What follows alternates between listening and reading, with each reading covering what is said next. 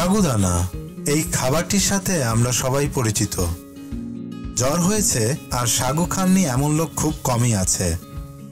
কিন্তু কোথা থেকে আসে এই সাগু বা সাগুদানা? এটি কি কোনো গাছে ধরে, নাকি একেবারে হাতে বা মেশিনে তৈরি করা হয়? আসুন আজকের এই ভিডিওর মাধ্যমে আমরা জানার চেষ্টা করে দেখি কোথা থেকে আসে এই সাগু। প্রাচীনকালে সাগু রোগী বা বাচ্চাদের খাবারের তালিকায় থাকলেও বর্তমানে সাগুতেও আধুনিকতার ছোঁয়া লেগেছে। আজকাল সাগু দিয়ে নানা ধরনের মজাদার ফালুদা, পায়েস, সুজি, সাগুর হালুয়া ছাড়াও আলু ও অন্যান্য সবজির সঙ্গে পানিতে ভেজানো সাগু দিয়ে চপ, বড়া ইত্যাদি তৈরি করা হয়।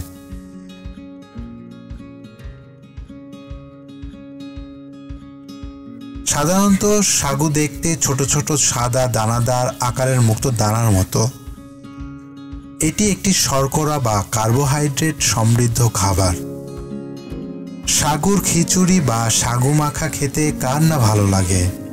শিশুদের জন্য দুধ সাগু খুবই পুষ্টিকর খাদ্য। ট্যাপিওকা রুট বা কাসাবা নামে পরিচিত গাছের মূল থেকে তৈরি ময়দা হতে গোল গোল দানার মতো জিনিসকে সাবু বা সাগু বলে থাকে। সাগুদানাকে ইংরেজিতে সাগু পার্ল বা ট্যাপিওকা পার্ল বলে। ট্যাপিওকা বা কাসাবা দক্ষিণ আমেরিকার খুবই পরিচিত একটি গাছ। এই গাছ পৃথিবীর বিভিন্ন প্রান্তে ছড়িয়ে দেয় পর্তুগিজরা। কাসাবা নামক এক প্রকার গাছের মূল থেকে মূলত এই সাগু উৎপাদিত হয়। লম্বায় 7 থেকে 17 মিটার পর্যন্ত হয় এই গাছ। কখনো কখনো 25 মিটার পর্যন্ত লম্বা হয়ে থাকে। কাসাবা হচ্ছে মূলত আমাদের দেশীয় শিমুল আলু গাছ। কাসাবা গাছের আদি জন্মস্থান হচ্ছে আমেরিকা। এই গাছের মূলকে খাবার হিসেবে প্রথম আবিষ্কার করা হয় দুর্ভিক্ষর সময়।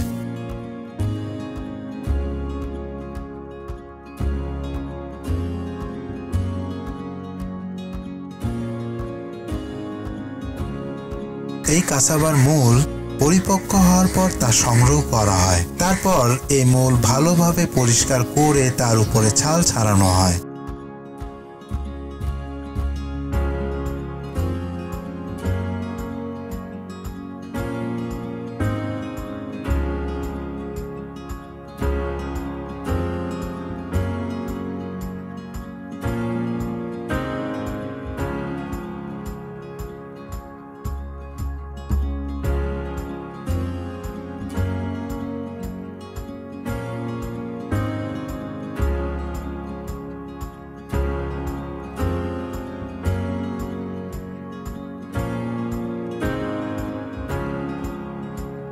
পরবর্তীতে এই মূলগুলো ভালোভাবে পিষে এক ধরনের পেস্ট বানানো হয়।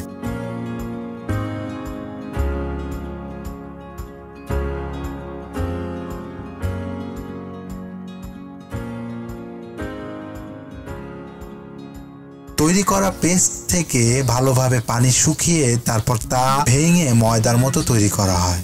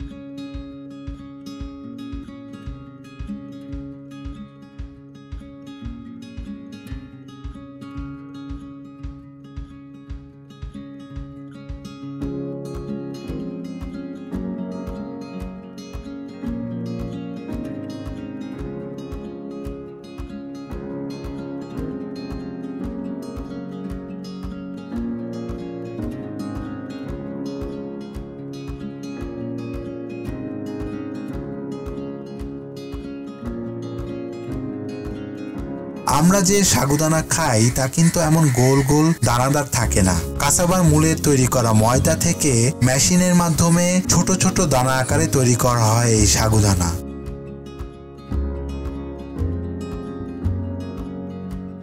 ভিডিওটি ভালো লাগলে লাইক, কমেন্ট, শেয়ার করতে ভুলবেন না। এমন সব চমকপ্রদ ও অজানা তথ্যমূলক ভিডিও পেতে চ্যানেলটি সাবস্ক্রাইব করে বেল বাটন চেপে সঙ্গেই থাকুন। ধন্যবাদ।